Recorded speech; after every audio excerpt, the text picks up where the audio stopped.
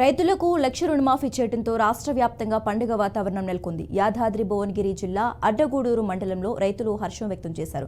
CM Revanth Reddy MLA మందుల సామెల్ చిత్రపటానికి అన్నదాతలు పాలాభిషేకం చేశారు.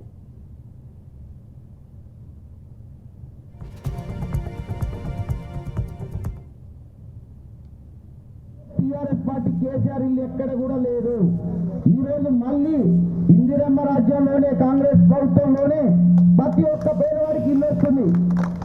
దీంట్లో ఎలాంటి అపోహ లేదు. తొందరలో పెన్షన్స్ కూడా ఇంప్రూవ్ అవుతున్నాయి. ఇప్పుడు తొందరలోనే మనకు ఇల్లు కూడా మన పేటమ్మ నాయకుడు దొంగచర్తి ఎమ్మెల్యే గారు మన ధర్మారం ముద్దు మీద మన మంత్రుల సమ్మేళన దారి ఆధ్వర్యంలో అతి త్వరలో ఇళ్లను కూడా పేర్లు నమోదు చేసుకోవడం జరుగుతుంది.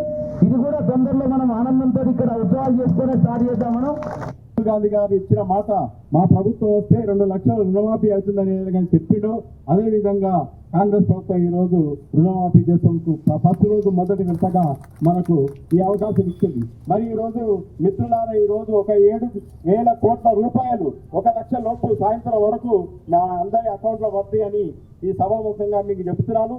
అదే ఇంకొక 10 రోజుల వరకు 1 లక్షన్నర, ఆ తర్వాత వచ్చే నెల 10 తారీఖు లోపట్నే 15 తారీఖు లోపల 2 లక్షల రుణమాఫీ మొత్తం అందరికీ రైతుకు ఏ కార్డు ఇదివరకు ఏం చేసినంటే ప్రతిపక్షాలు పుట్టించారు రేషన్ కార్డు ఉన్నోనికే రుణమాఫీ ఇచ్చినట్టని. రేషన్ కార్డుతో సంబంధం లేదు. ఇప్పుడు అప్పు మనం ఏదైతే బ్యాంకు అప్పు భూమి పాస్బుక్ పెట్టామో ఆ పాస్బుక్ పెట్టిన వాళ్ళందరికీ రుణమాఫీ జరిగే అవకాశం ఉంది.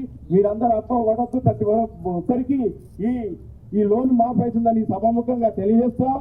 అలాగే మన కాంగ్రెస్ గవర్నమెంట్ వచ్చినాక ఏదైతే డిక్లరేషన్ ఇచ్చిందో గ్యారంటీలు అన్ని ఒక్కొక్కటిగా అన్ని అమలు అవుతున్నాయనేది మీ అందరికీ తెలుసు. ఇప్పుడు దాదాపుగా 5 డిక్లరేషన్ అయిపోయింది.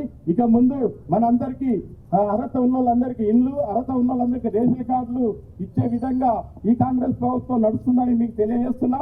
7,000 కోట్ల రూపాయల సాయంత్రం వరకు అవుతుంది. మరి ముఖ్యంగా మిత్రులారా, మీరేం బాధపడద్దు. 1 లక్షన్నర ఉన్నోళ్ళు 2 లక్షలు ఉన్నోళ్ళు 10 రోజుల లోపల 1 లక్షన్నర ఉన్నోళ్లకు 15-20 రోజుల లోపల 2 లక్షల ఉన్నోళ్ళందరికీ